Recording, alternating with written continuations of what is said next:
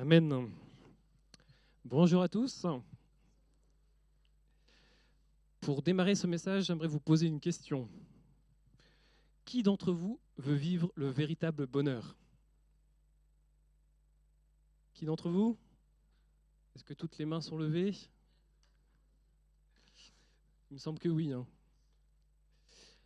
Voltaire, qui est un des philosophes les plus célèbres du siècle des Lumières, du XVIIIe siècle, a dit cette citation: « Nous cherchons tous le bonheur, mais sans savoir où. » Et il continue sa citation: « Comme des ivrognes qui cherchent leur maison, sachant confusément qu'ils en ont une. » Nous cherchons tous le bonheur. Beaucoup de psychologues et de philosophes ont réfléchi sur ce thème du bonheur. Qu'est-ce que le bonheur? Comment le trouver? Mais ils n'ont pas trouvé d'accord précis pour répondre à ces deux questions. Les matérialistes assurent que le bonheur, c'est le moment où des personnes parviennent à obtenir tout ce qu'elles veulent ou désirent. Mais d'autres philosophes disent que l'homme est un éternel insatisfait. Donc difficile d'obtenir le bonheur si on est toujours insatisfait. Une fois qu'on aura quelque chose, on aura toujours autre chose. Les hédonistes, eux, cherchent le bonheur dans la recherche du plaisir et dans l'évitement de la souffrance. Et puis d'autres résument le bonheur avec 3 mots: santé, argent et amour. Le bonheur, qu'est-ce que le bonheur? Si l'on s'aventure à donner une définition, nous pouvons donner celle-ci. Donc le bonheur, étymologiquement, ça veut dire bonne chance.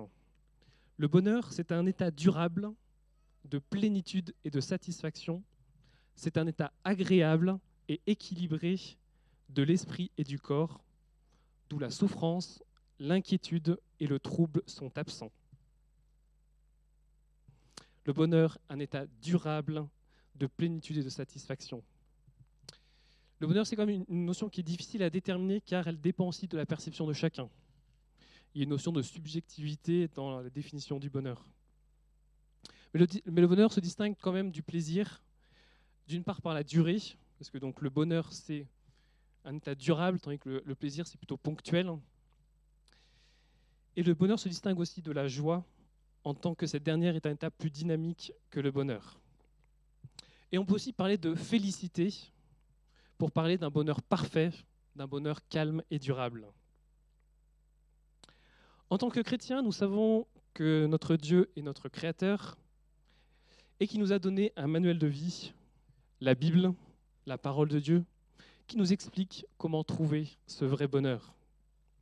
Ce vrai bonheur se situe en Jésus-Christ. Et c'est le thème de notre message de ce matin. Jésus-Christ, la source du vrai bonheur. Jésus-Christ est la source de la félicité. Et nous allons voir ce matin qu'avec Jésus-Christ, nous pouvons trouver le bonheur, même dans des situations qui nous paraîtraient les plus improbables de l'obtenir. Et je vous propose qu'on étudie ensemble un passage qui est situé dans Matthieu au chapitre 5. Et nous allons lire à partir du verset 1 et jusqu'au verset 12. Donc Matthieu au chapitre 5. Jésus, voyant ces foules, monta sur une colline. Il s'assit, ses disciples se rassemblèrent autour de lui. Et il se mit à les enseigner. Il leur dit: Heureux ceux qui se reconnaissent spirituellement pauvres, car le royaume des cieux leur appartient. Heureux ceux qui pleurent, car Dieu les consolera.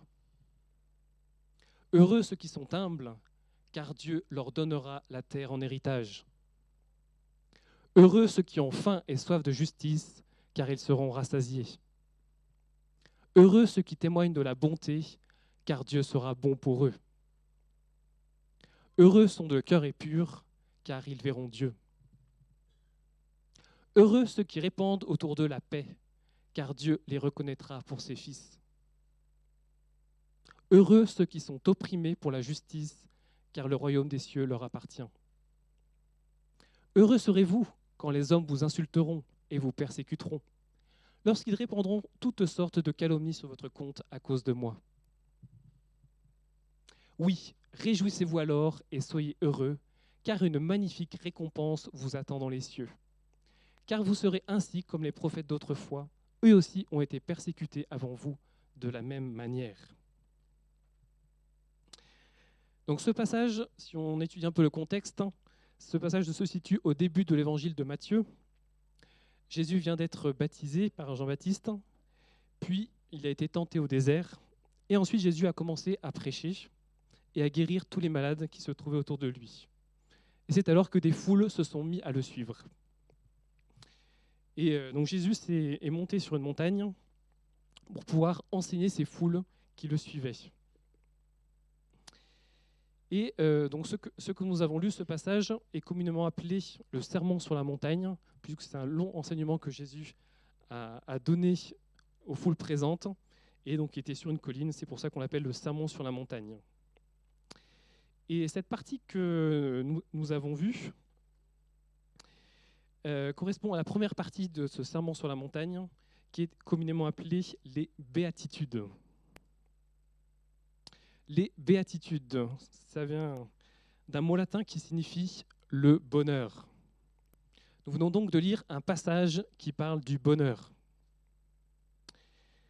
Dans l'évangile de Luc, au chapitre 6, nous retrouvons une partie de ces béatitudes qui sont pour certaines rédigées de manière un petit peu différente. Et par ces béatitudes, Jésus décrit la félicité de ceux qui iront au royaume de Dieu et montre combien chacun d'eux sera béni. Chacune de ces béatitudes que nous avons lues présente une situation dans laquelle la personne décrite ne serait pas considérée par le monde comme étant bénie. Et pourtant, Jésus déclare qu'elle est vraiment bénie. Et d'une bénédiction qui durera plus longtemps que toute bénédiction que le monde est capable de lui offrir. Et ce matin, je propose que nous étudions ensemble ces béatitudes. Donc si nous reprenons la première, qui était au verset 3, « Heureux ceux qui se reconnaissent spirituellement pauvres, car le royaume des cieux leur appartient. » Donc c'est un verset qui a donné lieu à des traductions différentes et aussi à des interprétations différentes. Si on prend par exemple une autre traduction dans la version seconde, elle dit « Heureux les pauvres en esprit, car le royaume des cieux est à eux. » Et les béatitudes qui sont reportées dans Luc disent plutôt « Heureux vous qui êtes pauvres, car le royaume de Dieu est à vous. »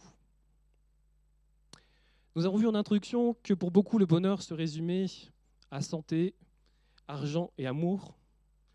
Mais là, au travers de ce verset, Jésus nous parle de bonheur dans la pauvreté. Comment pouvons-nous être heureux dans la pauvreté ? La pauvreté, c'est l'état, c'est la condition d'une personne qui manque de ressources, qui manque de moyens matériels pour mener une vie décente. Ce verset disait « Heureux ceux qui se reconnaissent spirituellement pauvres ».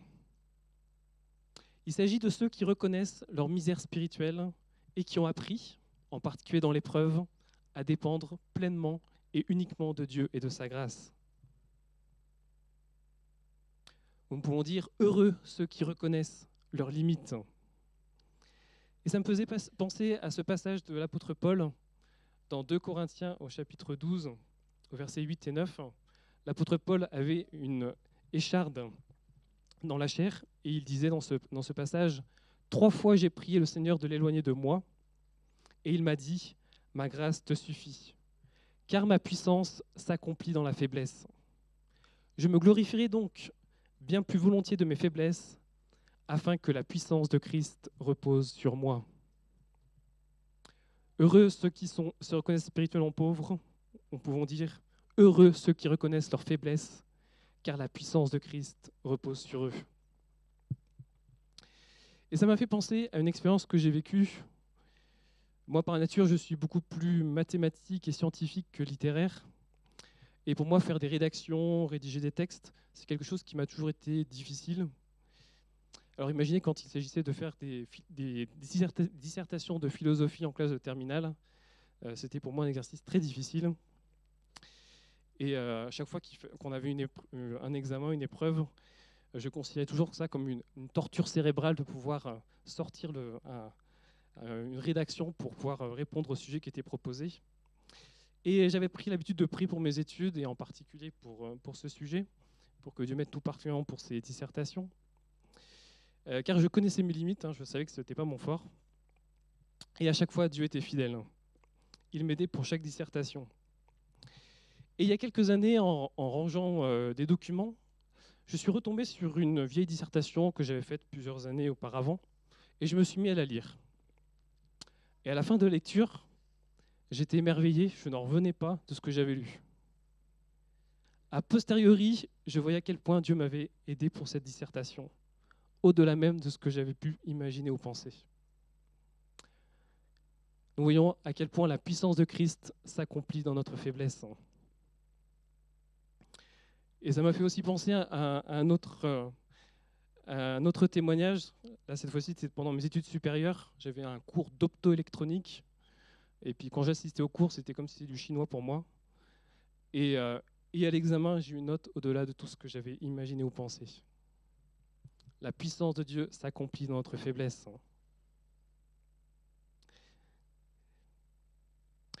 De la même manière, nous pouvons dire « Heureux ceux aussi qui sont pauvres matériellement, car ils peuvent voir la main de Dieu s'accomplir pour pourvoir à leurs besoins. » Heureux sont ceux qui mettent leur confiance en Dieu pour pourvoir à leurs besoins. Si nous passons à la béatitude suivante, le verset 4, « Heureux ceux qui pleurent, car Dieu les consolera. » Nous pouvons pleurer parce que nous sommes dans différentes situations. Cela peut être le deuil suite à la perte d'un être cher. Cela peut être à cause de la maladie. Ça peut être à cause de la solitude. Ça peut être à cause de situations difficiles que nous vivons. Et ce passage nous indique que nous pouvons nous réjouir dès à présent, car Dieu va nous consoler. Et nous retrouvons cette promesse dans le prophète Ésaïe, au chapitre 25. Et nous allons lire versets 8 et 9, Ésaïe 25, 8 et 9, qui nous dit « Il fera disparaître la mort à tout jamais. » Je vais lire la version qui s'affiche. « Il anéantit la mort pour toujours. Le Seigneur l'Éternel essuie les larmes de tous les visages. Il fait disparaître de toute la terre l'opprobre de son peuple, car l'Éternel a parlé. » En ce jour, l'on dira, « Voici, c'est notre Dieu, en qui nous avons confiance. C'est en lui qui nous sauve. C'est l'Éternel en qui nous avons confiance. Soyons dans l'allégresse et réjouissons-nous de son salut. » Il fera disparaître la mort, et de tous les visages, le Seigneur effacera les larmes. Et sur toute la terre, sur chacun d'entre nous. Réjouissons-nous car nous avons cette espérance que Dieu fera disparaître la mort à tout jamais et qu'il effacera toute larme. La béatitude suivante, au verset 5, nous dit « Heureux ceux qui sont humbles, car Dieu leur donnera la terre en héritage. » La version seconde dit « Heureux les débonnaires, car ils hériteront la terre. » Qu'est-ce qu'un débonnaire ? Ça veut dire plein de douceur, une disposition de douceur, une gentillesse d'esprit. La douceur est cette disposition d'esprit par laquelle nous acceptons tout ce qu'il nous donne comme étant un bienfait, et ceci sans discussion ni résistance. Dans l'Ancien Testament, les doux, les débonnaires étaient ceux qui s'en remettaient entièrement à Dieu et non à leur propre force pour les défendre de l'injustice. Il est parlé d'humilité et de douceur. Ça me faisait penser à ce verset de Matthieu 11, 29. C'est Jésus qui parlait, qui disait « Prenez mon joug et recevez mes instructions, car je suis doux et humble de cœur. » Jésus était doux et humble de cœur. Heureux ceux qui sont doux et humbles de cœur comme notre Seigneur Jésus. Heureux sont ceux qui ont le caractère de Jésus. Heureux sont ceux qui s'en remettent entièrement à Dieu et non à leur propre force pour les défendre. 1 Pierre 5,5 nous dit « De même, vous qui êtes jeunes, soyez soumis aux anciens, et tous dans vos rapports mutuels, revêtez-vous d'humilité, car Dieu résiste aux orgueilleux, mais il fait grâce aux humbles. » Heureux ceux qui sont humbles, car Dieu leur fait grâce.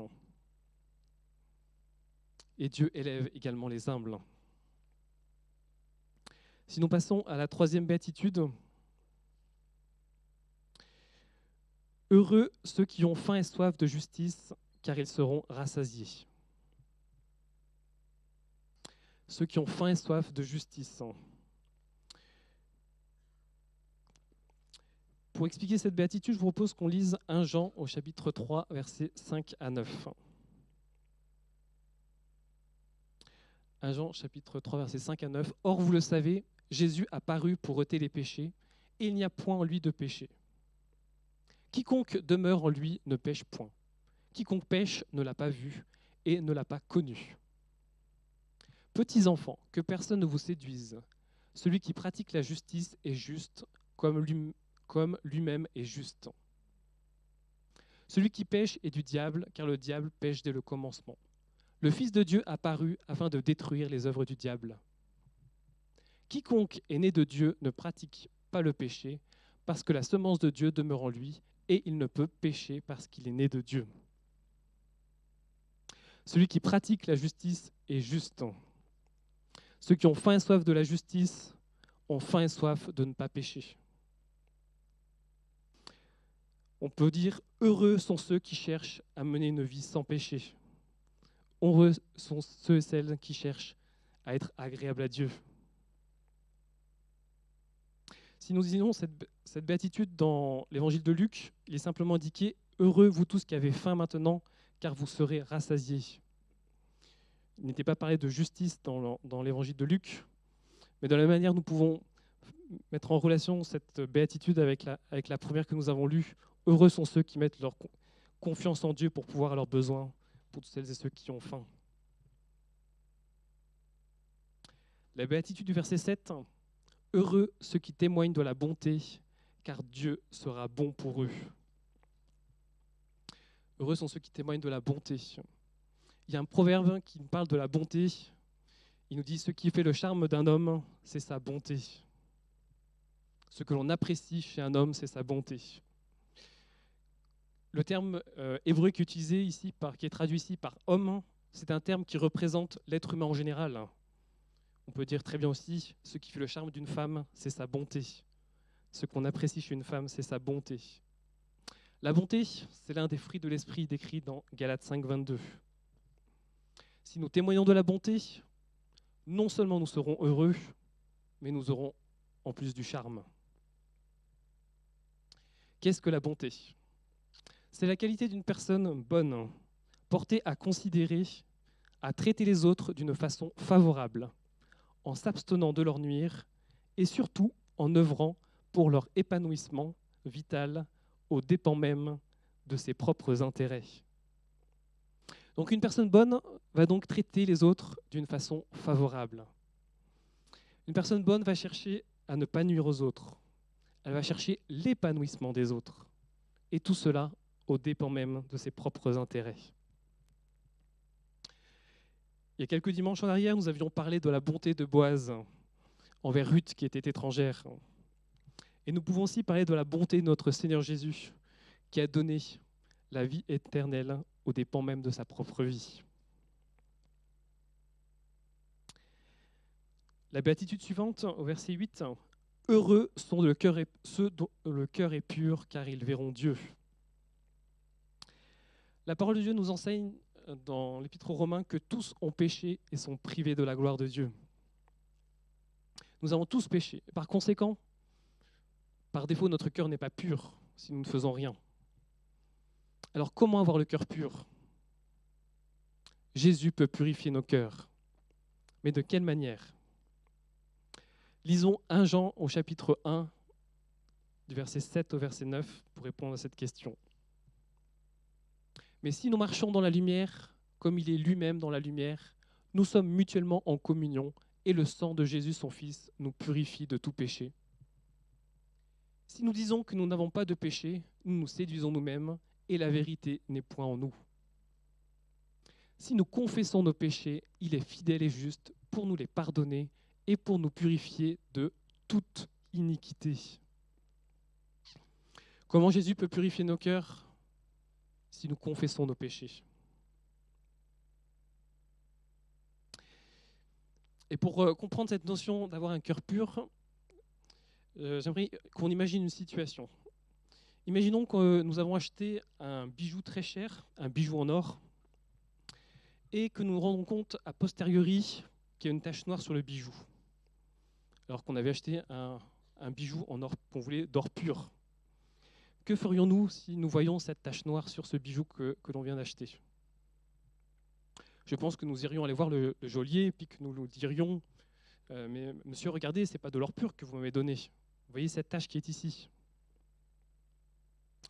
Et si le geôlier vous répondait, oh monsieur ou oh madame, si vous saviez comment était votre bijou avant que nous le purifions, il était tout noir avant, il y avait plein d'aspérités, plein d'autres matériaux qui étaient collés avec. Cette petite tache qui reste, ce n'est pas grave. Est-ce que cette réponse vous conviendrait? Non. Pour avoir un cœur pur, nous devons confesser tous nos péchés, tous dans la totalité, afin d'être complètement purifiés, afin d'avoir un cœur pur. Et c'est une fois que tous les péchés seront confessés que nous pourrons vivre pleinement le vrai bonheur. Verset 9. Heureux ceux qui répandent autour d'eux la paix, car Dieu les reconnaîtra pour ses fils. 2 Corinthiens 5, 19 nous dit « Car Dieu était en Christ, réconciliant le monde avec lui-même, en n'imputant point aux hommes leur offense, et il a mis en nous la parole de la réconciliation. » Pour répandre la paix, faisons comme Jésus. N'imputons point aux hommes leurs offenses, mais ayons des paroles de réconciliation. La béatitude suivante, heureux sont ceux qui sont opprimés pour la justice, car le royaume des cieux leur appartient. Heureux sont ceux qui pratiquent la justice, même si cela a des conséquences négatives sur leur vie. Il y a plus de bonheur à œuvrer pour la justice, même si cela nous coûte, que d'avoir des regrets plus tard de n'avoir rien fait alors que nous en avions la possibilité.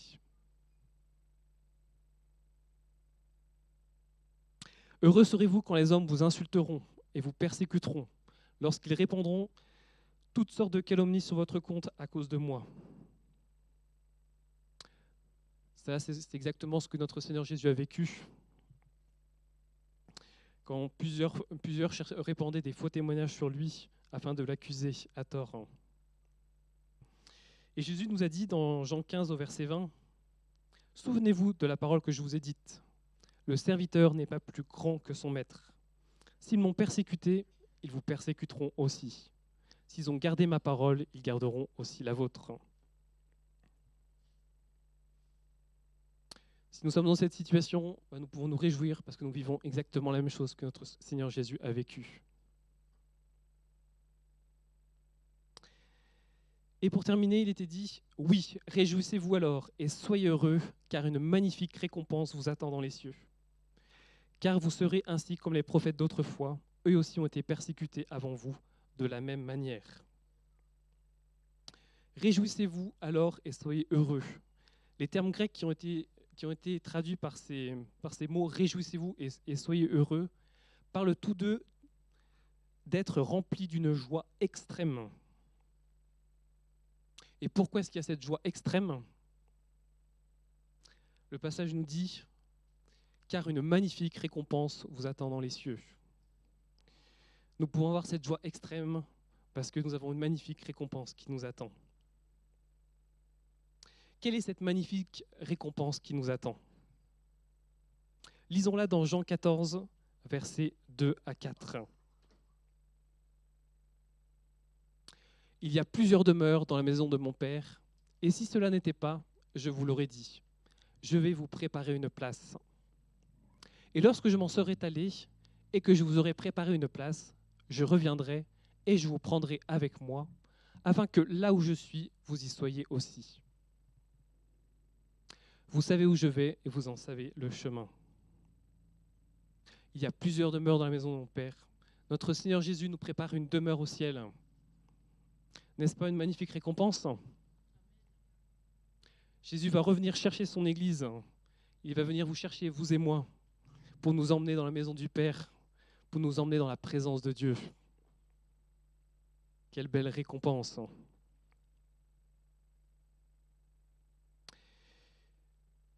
J'aimerais faire une remarque sur le verset 3 et le verset 10. Ces deux versets nous disaient « Heureux ceux qui se reconnaissent spirituellement pauvres, car le royaume des cieux leur appartient. Le verset 10 disait aussi, heureux ceux qui sont opprimés pour la justice, car le royaume des cieux leur appartient. Car le royaume des cieux leur appartient, c'est un présent. Le royaume des cieux nous appartient dès maintenant. Dès maintenant, nous avons Christ en nous qui nous permet de vivre pleinement le royaume des cieux dès à présent. En Jésus-Christ, notre roi, le royaume de Dieu est parmi nous. Il est dès à présent accessible et agissant.